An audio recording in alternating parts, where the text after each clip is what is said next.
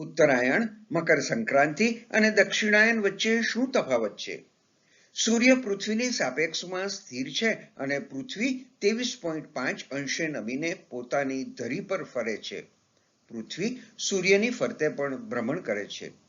ધરી પર ફરવાના કારણે દિવસ અને રાત થાય છે અને સૂર્યની ફરતે ભ્રમણ કરવાના કારણે ઋતુ બદલાય છે. ઉત્તરાયણ શબ્દનો અર્થ થાય છે ઉત્તર દિશા તરફ પ્રયાણ. સૂર્યનો પૃથ્વીના દક્ષિણ ગોળાર્ધમાંથી ઉત્તર ગોળાર્ધમાં પ્રવેશ. પૃથ્વી પરથી સૂર્ય ઉત્તર તરફ જતો દેખાય તે ઉત્તરાયણ. આ ઘટના 21-22 ડિસેમ્બરના રોજ થાય છે.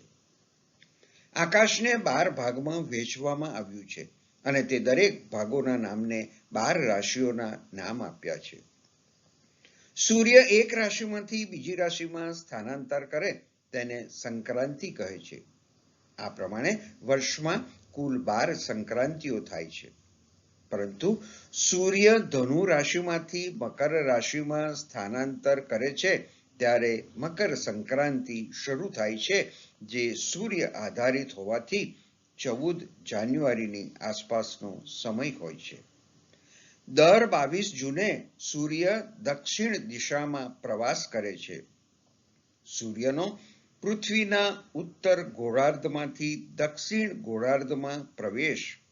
તેથી સૂર્યની આ યાત્રાને દક્ષિણાયન કહેવામાં આવે છે.